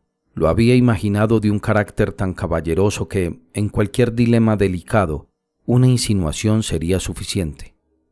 Era, en pocas palabras, una suposición mía. Pero parece que me engañé». «¿Cómo?», añadí, genuinamente sobresaltado. «Ni siquiera ha tocado ese dinero», señalándolo en el mismo lugar donde lo había dejado la víspera por la tarde. Nada respondió. «¿Me va a abandonar, sí o no?», le exigí ahora, en un repentino ataque de ira, acercándomele mucho. «Preferiría no abandonarlo», respondió, haciendo énfasis en el no. «¿Pero qué maldito derecho tiene usted a quedarse aquí? ¿Paga acaso arrendamiento? ¿Me paga los impuestos? ¿O es suya esta propiedad?». Nada respondió. «¿Está dispuesto a comenzar a escribir ahora? ¿Ya se recuperaron sus ojos? Podría copiarme un trabajo corto hoy por la mañana o ayudarme a examinar algunas líneas, o ir a la oficina de correos, allí a la vuelta. En una palabra, ¿hará usted algo que justifique su negativa a abandonar este local? Silenciosamente se retiró a su ermita. Me hallaba en un estado tal de excitación nerviosa que creí apenas prudente refrenarme de cualquier manifestación ulterior. Barleby y yo estábamos solos. Recordé la tragedia del infortunado Adams y del más infortunado Cole. En la oficina solitaria de éste, como el pobre Cole, ya exasperado al máximo por Adams y dándole imprudente cabida a una emoción excesiva, sin pensarlo, se precipitó a su acto fatal, un acto que ciertamente ningún hombre deplorará más que el actor mismo. Con frecuencia, al reflexionar sobre este asunto, me había ocurrido que, de haber sucedido aquel altercado en una calle pública o en una residencia privada, no habría terminado de esa manera. Fue la circunstancia de haber estado solos en una oficina, en un piso alto de un edificio jamás santificado por las humanizantes relaciones domésticas, en una oficina sin tapetes, seguramente de aspecto polvoriento y desolado. Todo esto debió ayudar sobremanera a intensificar la irritada desesperación del desventurado Cole. Pero cuando este antiguo Adán del resentimiento surgió en mí y me tentó respecto a Barleby, lo agarré y lo lancé lejos. ¿Cómo? ¿Por qué? Simplemente recordando el precepto divino: un mandamiento nuevo os doy, que os améis los unos a los otros. Sí, fue esto lo que me salvó. Aparte de consideraciones más elevadas, la caridad con frecuencia logra hacer que funcione un principio enormemente sabio y prudente, una gran salvaguardia para su poseedor. Ha habido hombres que han asesinado por celos, por ira, por odio, por egoísmo, por orgullo espiritual, pero nadie, que yo sepa, ha cometido jamás un asesinato en nombre de la caridad. El puro interés personal, entonces, si no puede aducirse ningún motivo mejor, debería, especialmente entre los exaltados, inducirlos a la caridad y a la filantropía. Por lo menos en la ocasión de que se trata, me esforcé por ahogar mis sentimientos de exasperación contra el escribiente, analizando su conducta con benevolencia. Pobre hombre, pensé. No pretende nada malo y, además, le han tocado épocas muy difíciles y merece el perdón. De inmediato procuré ocuparme para hallar a la vez consuelo en mi abatimiento. Traté de imaginar que en el curso de la mañana, a la hora que a él le pareciera conveniente, Barleby, por iniciativa propia, saldría de su ermita y marcharía decidido hacia la puerta. Pero no, llegaron las 12:30, a Pavo comenzó a brillarle el rostro, empezó a derramar el tintero y a volverse completamente estrepitoso. Pinza se hundió en el silencio y en la cortesía. Jengibre mordisqueó su manzana meridiana y Barleby se quedó mirando por la ventana en uno de sus más hondos arrobamientos junto al paredón. ¿Me creerán? ¿Deberé reconocerlo? Esa tarde abandoné la oficina sin decirle una sola palabra más. Pasaron algunos días durante los cuales, en momentos de descanso, analicé un poco la obra de Edwards sobre la voluntad, lo mismo que la de Priestley sobre la necesidad. Dadas las circunstancias, estos libros me produjeron una sensación de bienestar. Gradualmente me fui persuadiendo de que yo había estado predestinado desde la eternidad a estos sufrimientos con el escribiente y que Barleby me había sido impuesto para cumplir algún fin oculto de una omnisciente providencia que no debía ser explorada por un simple mortal como yo. Sí, Barleby, quédate allí, detrás de tu mampara, pensé. Ya no te perseguiré más. Eres tan inofensivo y silencioso como cualquiera de estas viejas sillas. En síntesis, jamás me siento tan en la intimidad como cuando sé que estás aquí. Por fin lo veo, lo siento, penetro en el fin predestinado de mi vida. Estoy satisfecho.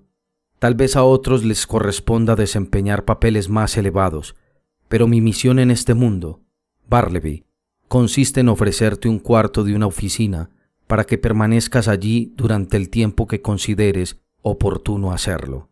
Creo que tan sabia y beatífica actitud mental habría seguido acompañándome si no hubiera sido por las gratuitas y anticaritativas observaciones con las que se entrometían mis amigos profesionales cuando iban de visita a mi oficina. Pero así suele ocurrir. La fricción constante con mentes mezquinas acaba por desgastar por fin los mejores propósitos de los más generosos. Aunque, a decir verdad, al reflexionar sobre ello no encontraba extraño que a quienes entraban a mi oficina les causara impacto el aspecto peculiar de este misterioso Bartleby y que esto los indujera a proferir observaciones siniestras sobre él.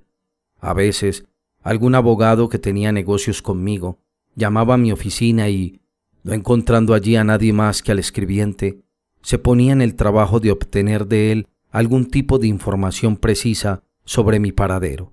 Mas, sin prestarle atención a sus vanas palabras, Bartleby permanecía inmóvil en la mitad del cuarto.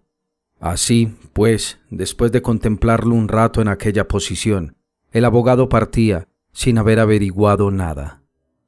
Cuando, por otra parte, se estaba recogiendo alguna declaración y el cuarto se encontraba lleno de abogados y testigos, en medio de fuerte ajetreo, algún caballero de la ley, profundamente ocupado, al ver a Bartleby sin ningún trabajo, le pedía que corriera a su oficina, la del caballero de la ley, y le trajera algunos papeles.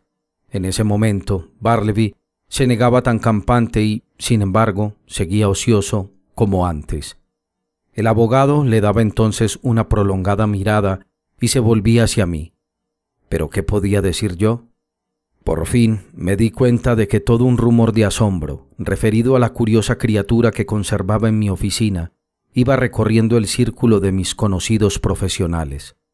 Esto me preocupó mucho, y de repente se me ocurrió la idea de que Bartleby podría resultar un hombre de larga vida, que seguiría ocupando mi despacho y negando mi autoridad, desconcertando a mis visitantes, deshonrando mi reputación profesional y lanzando una sombra lúgubre general sobre las instalaciones, que, con sus ahorros, podría mantener la unión de alma y cuerpo hasta el final, pues sin duda alguna no usaba más de 5 centavos diarios, y lograría tal vez, finalmente, vivir más que yo, para reclamar luego la posesión de mi oficina, con base en su prolongada ocupación pacífica y tranquila.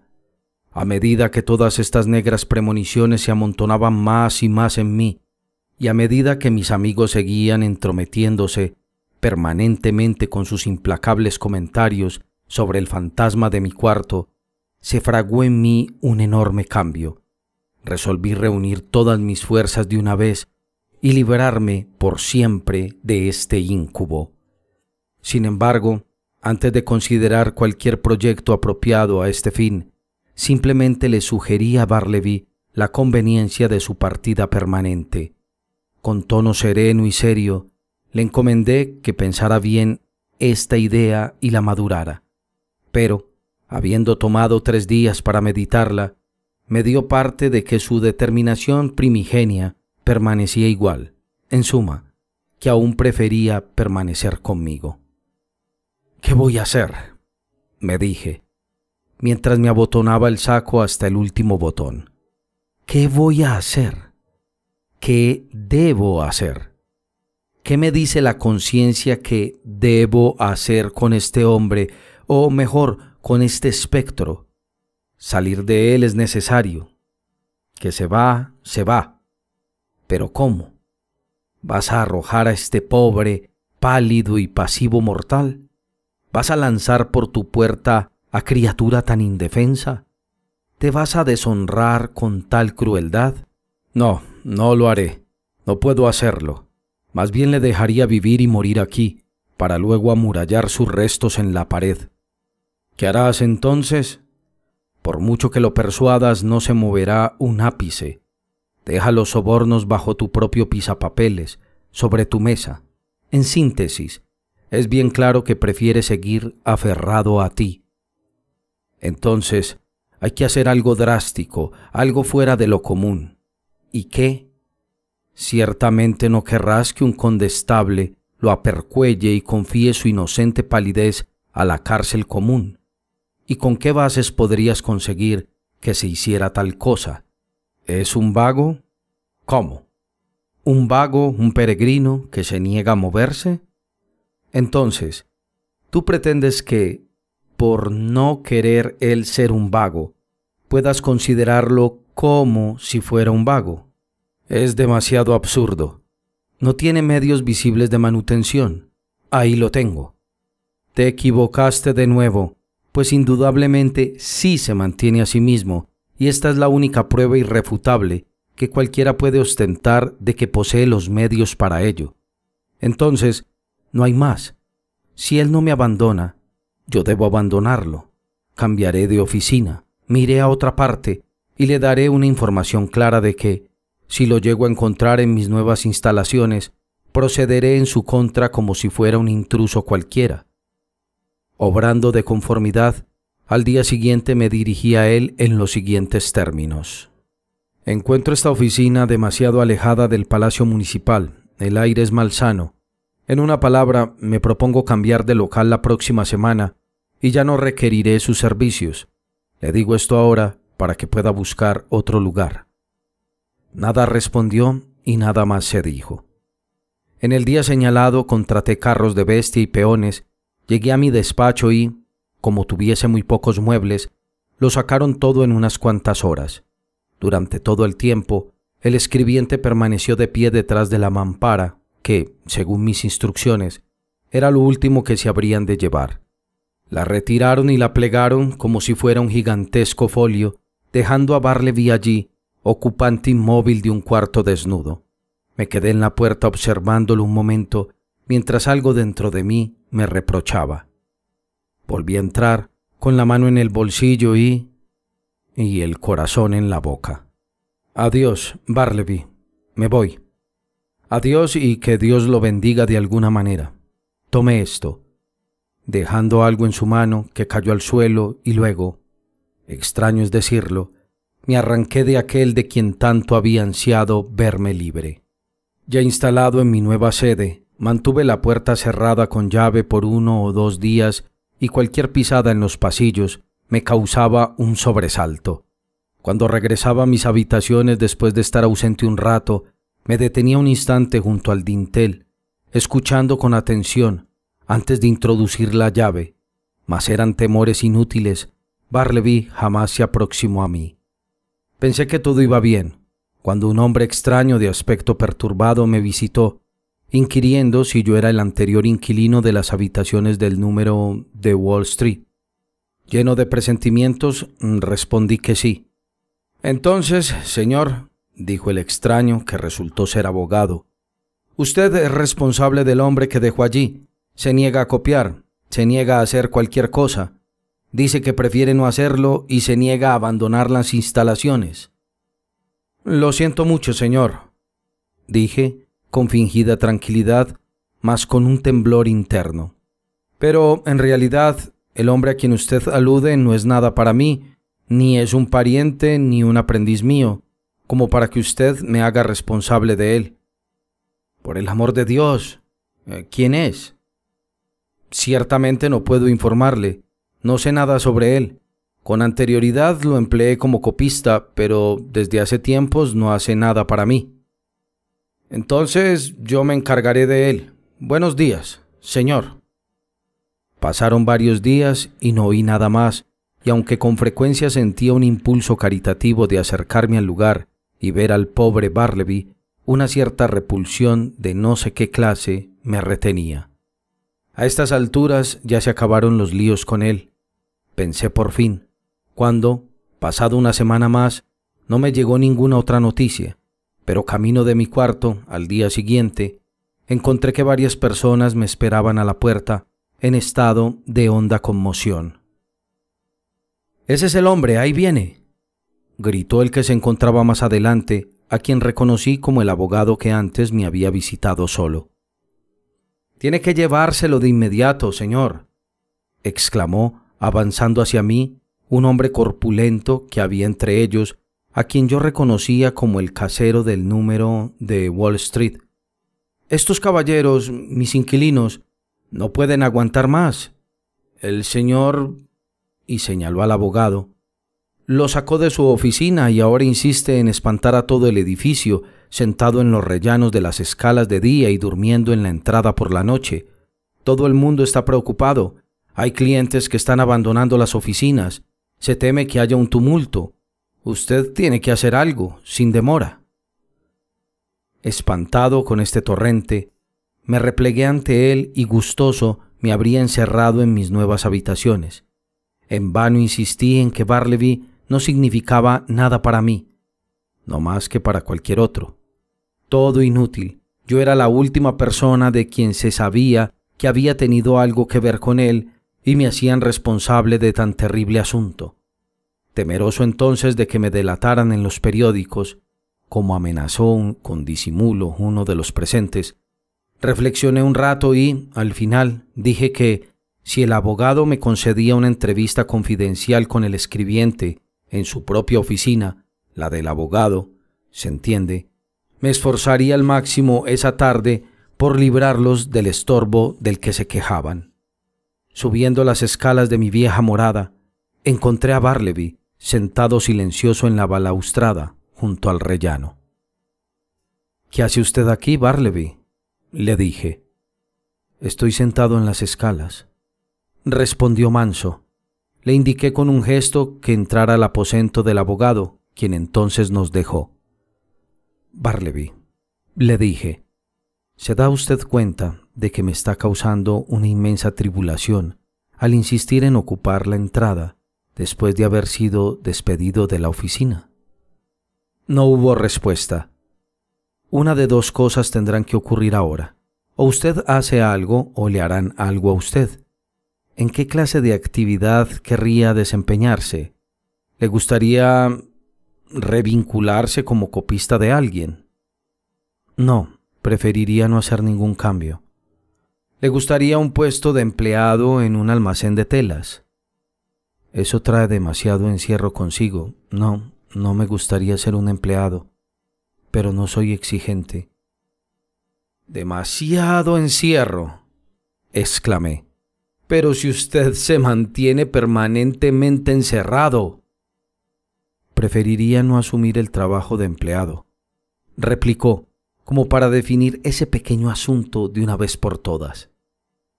«¿Cómo le parecería el oficio de tabernero? No hay allí ningún esfuerzo para los ojos». «No me gustaría en lo más mínimo, aunque, como ya le dije, no soy exigente». Su inusitada locuacidad me alentó para volver a la carga. «Bien, ¿le gustaría entonces viajar por el país recogiendo cuentas para los mercaderes? Esto le mejoraría la salud». «No, preferiría no hacer alguna otra cosa». «¿Qué opinaría entonces de viajar de acompañante a Europa para entretener a algún caballero con su conversación? ¿Cómo le caería eso?» «Nada bien. No me parece que haya nada definido en eso. Me gusta estar fijo en un lugar, pero no soy exigente».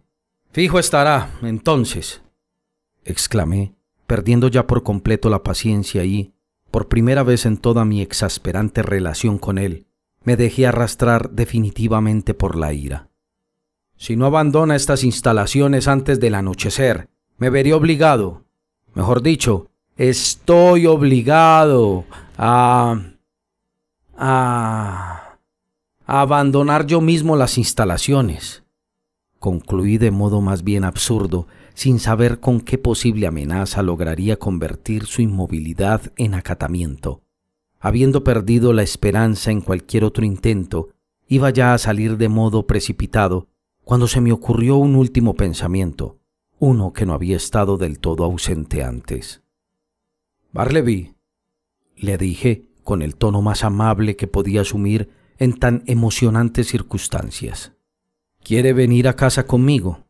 No a mi oficina, sino a mi casa, y quedarse allí hasta que podamos decidir con calma sobre algún arreglo conveniente para usted.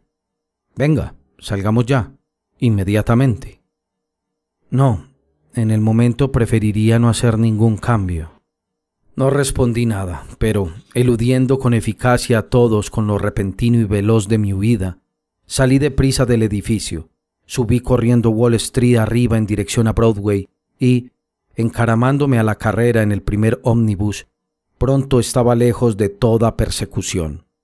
Cuando la tranquilidad regresó, percibí con claridad que ya había hecho todo lo que estaba en mis manos hacer, tanto en lo tocante a las exigencias del casero y sus inquilinos, como en lo que se refería a mi propio deseo y a mi sentido del deber en favor de Bartleby, para protegerlo de una persecución abierta.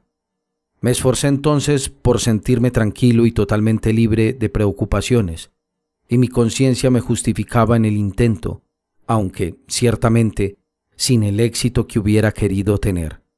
Era tal mi temor a que el encolerizado casero y sus exasperados inquilinos me descubrieran de nuevo que, dejándole mis negocios a pinzas, viajé durante varios días por la parte alta de la ciudad y los suburbios, conduciendo mi coche. Pasé el río hasta Jersey City y Hoboken e hice fugaces visitas a Manhattanville y Astoria. Más aún, prácticamente me pasé a vivir en el coche todo ese tiempo. Cuando volví otra vez a la oficina, hete aquí que una nota del casero reposaba sobre mi escritorio. La abrí con mano temblorosa. Me informaba que el letrado había acudido a la policía y que había hecho que llevasen a Bartleby a la tumba como a un vago. Además, dado que yo sabía más sobre él que cualquier otra persona, quería que me hiciera presente en aquel lugar y diera un testimonio apropiado sobre los hechos. Estas noticias tuvieron un efecto conflictivo en mí. En un comienzo me sentí indignado, pero acabé casi por aprobarlas. La disposición enérgica y sumaria del casero lo había llevado a adoptar un procedimiento por el que no creo que yo hubiese optado, y, sin embargo, como último recurso y bajo circunstancias tan peculiares, parecía el único medio. Según supe más tarde, el pobre escribiente, cuando le dijeron que debían conducirlo a la tumba, no ofreció la más mínima resistencia, mas, a su manera pálida e inmóvil, aceptó en silencio. Algunos de los presentes, compasivos y curiosos, se unieron al cortejo y, guiados por uno de los condestables que iba a la cabeza llevando a Bartleby por el brazo, la silenciosa procesión marchó en fila a través del ruido, del calor y la alegría meridianas de las estrepitosas vías públicas. El mismo día en que recibí la nota fui a la tumba, o, para hablar con mayor propiedad, al Palacio de la Justicia. Busqué al oficial apropiado, le expuse la razón de mi visita y me informaron que, efectivamente, el individuo descrito estaba allí. Luego le aseguré al funcionario que Bartleby era un hombre totalmente honrado y merecedor de enorme compasión, por extrañamente excéntrico que fuese. Le conté cuanto sabía y terminé sugiriéndole la idea de que le permitieran quedarse en la más clemente de las reclusiones posibles, mientras encontraba algo menos duro, aunque, en realidad, no sabía qué podía hacer. De todos modos, si nada más podía decirse, el hogar de beneficencia tendría que acogerlo. Luego le supliqué que me permitiera entrevistarlo. Como no estaba bajo cargo deshonroso alguno, y era asaz sereno e inofensivo en sus costumbres, habíanle permitido errar libre por la prisión, especialmente por los patios cercados adornados con grama. Y entonces me lo encontré allí, de pie, absolutamente solo, en el más silencioso de los patios, con el rostro vuelto hacia un alto paredón, mientras en torno suyo, desde las rendijas de las celdas, me parecía ver, observándolo con curiosidad, los ojos de asesinos y ladrones. «Bartleby». «Yo lo conozco a usted», dijo, sin volverse para mirar, «y no tengo nada que decirle». «No fui yo quien lo trajo aquí, Bartleby», repuse, muy dolido por la sospecha implícita. «Y no debe ser este un lugar tan odioso para usted. Nada vergonzoso se le va a adherir a usted por estar en este lugar. Y mire, no es un lugar tan triste como podría esperarse. Vea, allá está el cielo y aquí la hierba». «Yo sé dónde estoy», replicó, pero no quiso decir nada más, por lo que lo dejé. Cuando volví a entrar al corredor, un hombre ancho, de aspecto carnoso, de delantal, Me abordó y, señalando con el dedo gordo por encima del hombro, dijo: ¿Es ese su amigo? Sí. ¿Se quiere morir de hambre? Si quiere, déjelo vivir de la ración de la prisión, y basta. ¿Quién es usted? Le pregunté sin saber qué pensar de alguien que hablaba de manera tan poco oficial en un lugar como ese. Soy el del rancho. Los caballeros que tienen amigos aquí me contratan para que les dé cosas buenas que comer. ¿Es cierto? Dije, volviéndome hacia el alcaide. Dijo que sí. Pues bien, dije, deslizando algunas monedas en las manos del hombre del rancho, pues así lo llamaban. Quiero que le preste atención especial a mi amigo de allá. Dele la mejor comida que pueda conseguir y sea lo más educado posible con él. ¿Me lo presenta?, dijo el del rancho, mirándome con una expresión que parecía significar que era todo impaciencia por tener la oportunidad de darme una muestra de su buena educación. Pensando que resultaría benéfico para el escribiente, asentí y, preguntándole al del rancho cómo se llamaba, fui con él donde Bartleby. Bartleby, este es el señor Barriga, lo encontrará muy útil. Soy su servidor, señor, su servidor, dijo el del rancho, dejando que un saludo en voz grave saliera tras el delantal. Espero que se encuentre a gusto aquí, señor. Son bonitos los jardines y los apartamentos frescos, señor. Espero que se quedará con nosotros algún tiempo. Trataré de hacérselo agradable. ¿Nos permite a la señora de Barriga y a mí tener el placer de recibirlo a cenar, señor, en la habitación privada de la señora Barriga? Prefiero no cenar hoy, dijo Bartleby apartando la vista. Me desagradaría, no estoy acostumbrado a cenas. Y diciendo esto, se fue lentamente al lado opuesto del patio cercado y se colocó de frente al paredón. ¿Qué es esto?, dijo el del rancho, dirigiéndose a mí con una mirada de asombro. Es raro, ¿no? Creo que está un tanto trastornado, dije con tristeza. ¿Trastornado? ¿Trastornado dice? Pues, por Dios, que yo creí que ese amigo suyo era un caballero falsificador, porque esos falsificadores siempre son pálidos y de aspecto gentil. No puedo menos de compadecerlos. No, señor, no puedo. ¿Conoció usted a Monroe Edwards?, añadió, conmovido, e hizo una pausa. Luego, colocando la mano compasiva sobre mis hombros, suspiró. Murió de tuberculosis en la prisión de Sing Sing. ¿Con que usted no conoció a Monroe? No, nunca he tenido relaciones sociales con ningún falsificador, pero no puedo quedarme más. Vele por mi amigo, allá. No le irá mal si lo hace. Lo veré de nuevo. Algunos días más tarde, obtuve nueva entrada a la tumba y recorrí los corredores buscando a Bartleby, sin hallarlo. Lo vi cuando venía de su celda, no hace mucho, dijo un alcaide. Tal vez se habrá ido a haraganear en los patios. Me fui en esa dirección. Busca al hombre silencioso, dijo otro alcaide, al pasarme. Allá está, acostado, durmiendo en el patio aquel. No hace 20 minutos que lo vi acostarse. El patio estaba totalmente en silencio. Los prisioneros normales no tenían acceso a él. Los muros que lo rodeaban, de un espesor asombroso, no dejaban pasar sonido alguno. El aspecto egipcio de la mampostería me abrumó por lo lóbrego. Pero una grama aprisionada y suave crecía bajo mis pies.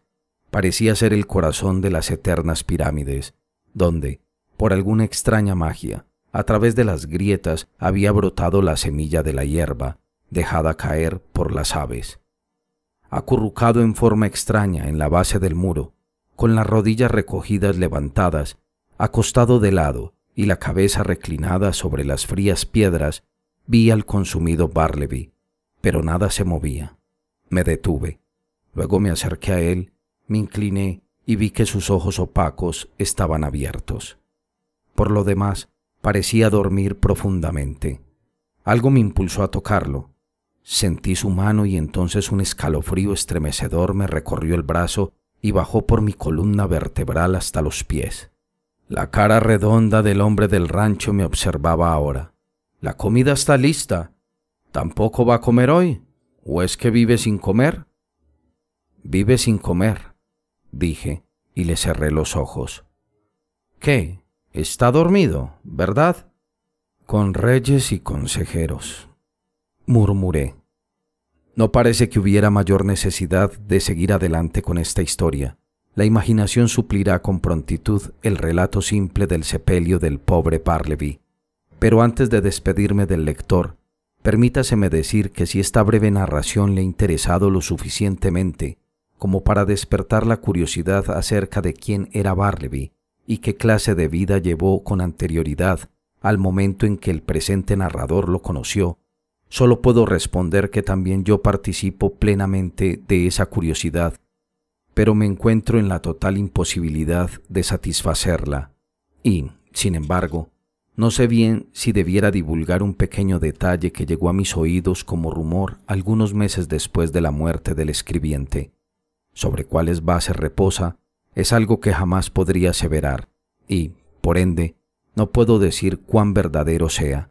Pero, dado que este vago informe no ha carecido de algún interés que ha resultado ser sugestivo para mí, a pesar de lo triste, y podría ocurrir lo mismo en el caso de otros, haré una breve mención de él. El informe fue el siguiente: que Bartleby había sido un oficinista subordinado en la oficina de cartas muertas en Washington, de donde había sido repentinamente removido por un cambio en la administración. Cuando reflexiono sobre este rumor, con dificultad puedo expresar las emociones que se apoderan de mí.